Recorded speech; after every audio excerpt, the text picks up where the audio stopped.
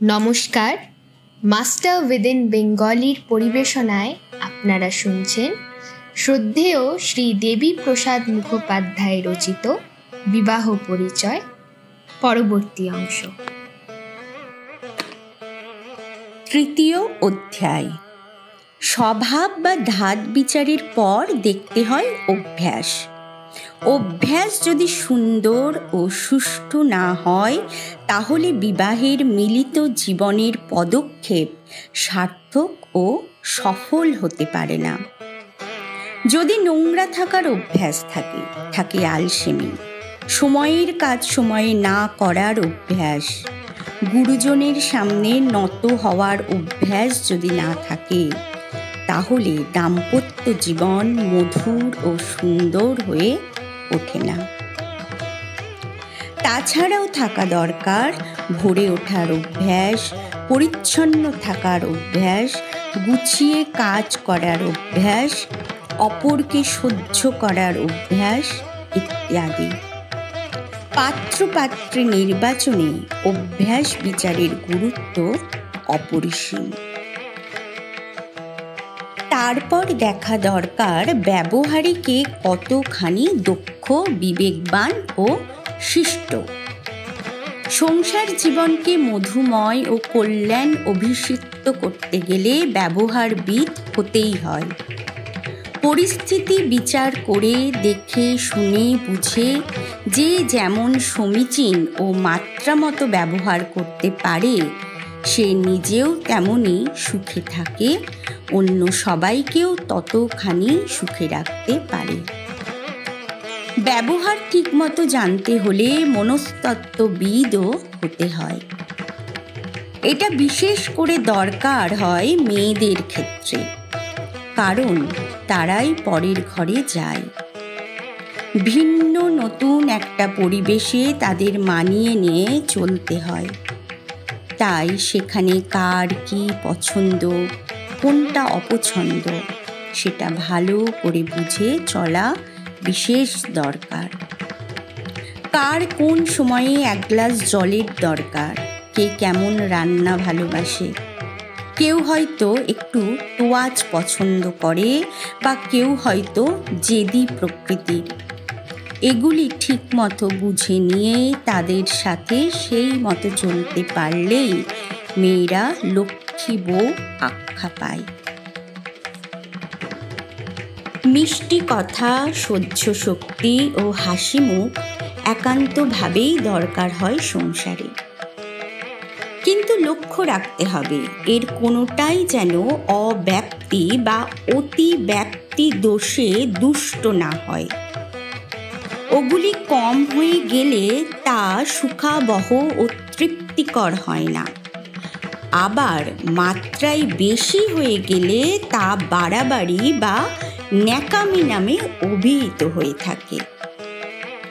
মাত্রা ঠিক রেখে যারা কথা বলতে ও ব্যবহার করতে জানে, তারা সংসারে সুখী হয়। যথাযথ ব্যবহার করার এক প্রকৃষ্ট উদাহরণ আমরা পাই মহাভারতে অনুশাসন পর্বে। সেখানে কেকয়রাজ তনয়া মনস্বিনী শাণ্ডিলীকে জিজ্ঞাসা করছেন কিভাবে স্বামীর প্রিয় হওয়া যায়। উত্তরে শাণ্ডিলী বলছেন, আমি স্বামীর প্রতি কখনো অমঙ্গলকর এবং কঠোর বাক্য প্রয়োগ করি না।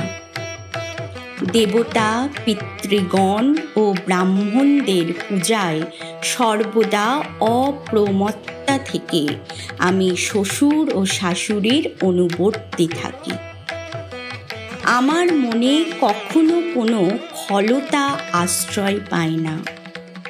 আমি বাইরের দরজায় দাঁড়িয়ে থাকি না, অধিক বাক্য ব্যয় করি না। স্বামী যখন কাজ থেকে বাড়িতে আসেন, আমি আসনাদি দ্বারা তাঁকে অভ্যর্থনা করি। যে খাদ্য বা পানীয় তিনি পছন্দ করেন না, আমি তা সর্বথা বর্জন করে থাকি। অন্যান্য আত্মীয় স্বজনের জন্য যা কিছু করণীয় সেগুলি আমি প্রাতঃকালে উঠেই সমাপন করে থাকি। স্বামী যদি সুখে নিদ্রিত থাকেন, আমি কখনো তাঁর ঘুম ভাঙাই না। কোনো আত্মীয় স্বজনের ব্যাপার নিয়ে আমি কখনো স্বামীকে উত্তপ্ত করি না। আমি ঘর দুয়ার সব সময় সাজিয়ে গুছিয়ে পরিষ্কার পরিচ্ছন্ন করে রাখি। 104 অধ্যায়। সব শেষে দেখতে হয় বিদ্যা কর্মের ওজন। বিদ্যার ওজন মানে সাধারণ জ্ঞান বা বোধ কার কেমন, সুস্থ থাকার বাঁচা বাড়ার রীতিনীতি কার কতখানি জানা আছে, অনুমান শক্তি কার কতটা প্রখর, পরিস্থিতি আগে থেকেই আঁচ করে নিয়ে তার মোকাবিলার জন্য কে কতখানি প্রস্তুত থাকে, এই সবের উপরই নির্ভর করে বিদ্যা বা জ্ঞান। আর বিদ্যাকে জানা মানেই বিদ্যমানতাকে জানা। কর্মের ওজন বোঝা যায় কাজ গুছিয়ে করতে পারা, অল্প সময়ে অথচ দক্ষতার সাথে কাজ সুন্দর করে করার ক্ষমতা ইত্যাদির উপরে। আপনারা শুনছিলেন শ্রদ্ধেয় শ্রী দেবীপ্রসাদ মুখোপাধ্যায় রচিত বিবাহ পরিচয় নবম পর্ব। পাঠে শ্রীমতী সুমনা ভট্টাচার্য। কেমন লাগলো আপনাদের আজকের এপিসোডটি? আমাদের কমেন্টের মাধ্যমে অবশ্যই জানাবেন। আর আরও মানুষের সঙ্গে এই ভিডিওটি শেয়ার করে শ্রী শ্রী ঠাকুরের বার্তা পৌঁছে দেবেন। আমাদের দেখা হবে আবার আগামী সপ্তাহে। আমরা চলে আসব এই গ্রন্থ পাঠের পরবর্তী অংশ নিয়ে।